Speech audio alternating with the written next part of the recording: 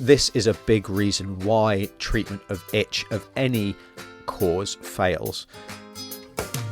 Welcome to the Call the Vet Show, the podcast that helps pet parents understand and optimize the health of their furry family so they can live the full and happy life you want for them. And here's your host, veterinarian Dr. Alex Avery. Hello, kia ora, and welcome back to another episode of the Call the Vet Show. It's been a little while and I've got to apologise for that.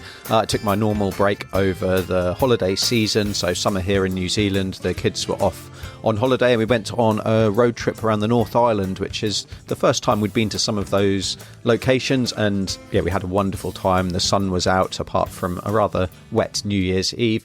Came back feeling fully refreshed. Then got a nasty bug and my throat was sore and I could hardly speak for a few weeks. And to seal it all, my computer has now decided to break and is now at the computer doctor's. So hopefully that's not going to be terminal and I won't have to fork out for a new one. So I'm actually recording this on a different microphone to normal. So hopefully the audio quality is still pretty reasonable for you. But yeah, sorry if it's not quite up to scratch.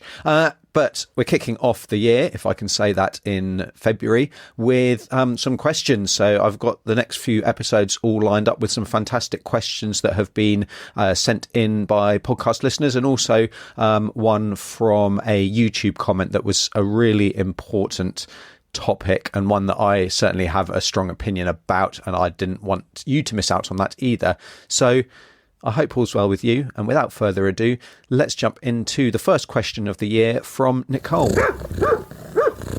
And now, on with the show. Hi there, Dr. Alex. My name's Nicole, and I'm inquiring about what I can do with my dog. Yeah, she's a puppy, and she seems to have a skin condition that she's just developed in the past week. She's itching just non-stop, but now it's turning into open wounds and dry and red. And I'm just querying and worried about what I can do. I've started using hydrogen peroxide to clean it and colloidal silver topically. But I can't put my finger on what it might be that she's eating. I'm based in Jamaica with her, and I can't afford the veterinary bill, and I can't actually get her to a vet because I don't have transport, and I can't get on in a taxi with her as a dog. So I just wanted some help around that, please, and some advice about what I could use at home. The apple cider vinegar she doesn't seem to like, and I'm not sure that it's working or doing anything. So if you could help, I'd be so grateful. Thank you. So thanks for reaching out, Nicole. I can really kind of feel your dog's discomfort, and I'm actually kind of feeling a little bit itchy now, even just hearing the description of what's going on there. And I think I'm going to start off by breaking down into the big causes of itch. Now, not necessarily what I suspect that your dog has, Nicole, but the 5 kind of real main areas of itch that other people can consider should they be in a similar problem or have an itchy dog, which may not quite fit your dog's description. But the first one is going to be parasites. Here, I'm thinking fleas. Now, we're in the peak of summer. I'm seeing fleas all the time in the clinic at the moment, and that's certainly always the number one in my part of the world. But we're also thinking lice, we're thinking mites as well, and I'm going to come on to that in a little bit. We've got infections, so skin infections. Now, that can be infections with normally the normal bacteria or yeast that live on the skin. So we call these commensal organisms. They normally live in harmony with the body, but we will frequently get infections secondary to another problem. We have allergies. Clearly, allergies is a huge problem. I've spoken about that before. I've even got an allergy summit where I brought together, I think it was 17 allergy experts to talk all about that huge problem, probably the most common cause of long-term itch. Again, that doesn't necessarily fit your dog's bill. We have other skin problems. So these are kind of the more weird and wonderful conditions. So we can have cancers of the skin. We can have hormonal abnormalities and underactive thyroid, for example. We can just have inherently greasy or dry skin that can then lead to a secondary infection. And then another big cause of itch that's worth talking about is also anal gland disease. That does tend to focus around the back end of a dog, but it can be kind of the back half, depending on your dog's ability to kind of reach round and chew. And it might be that they just scoot their bottom along the ground and they're not particularly itchy in the typical sense of the word. So those are really the big causes of itch. Now, in Nicole's case, clearly dog sounds like it's in, a pretty bad way. And in an ideal world, we do need veterinary intervention because there's open wounds. The dog is clearly quite distressed.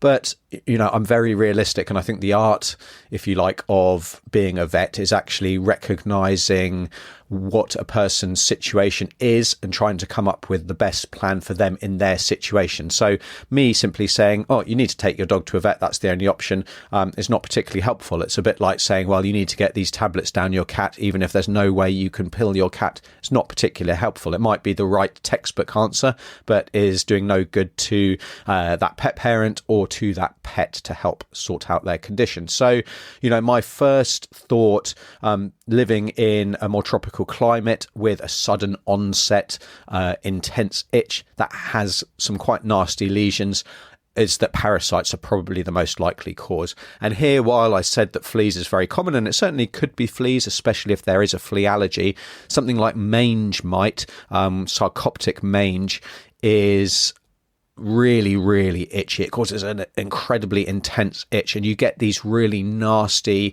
crusty, cracking lesions that form in the skin as well. In my experience, it typically starts off kind of in the groin, around the armpits, but it can quickly spread all over the body, and it is a contagious thing as well. It's very contagious, so it's something that we need to be mindful that can actually spread to us as well. So that would be my, I guess, number one suspect without knowing any more information about the dog, without seeing any pictures and without actually kind of talking and having a verbal conversation about this dog. Now, how do we treat mange mite now? We don't have to go back too far in history to find a time when actually it was a little bit more challenging to treat. We can also get other mites, so things like Demodex, which doesn't start off itchy, but as it overgrows and it's more of a problem in puppies and immunosuppressed dogs. It can cause itch and it can cause really nasty lesions. And that used to be an absolute nightmare to treat. But we do have a class of anti-parasiticides, anti-mite treatments. And that class is called the isoxazoline group. And you might recognize names Bravecto, Simparica and NexGard.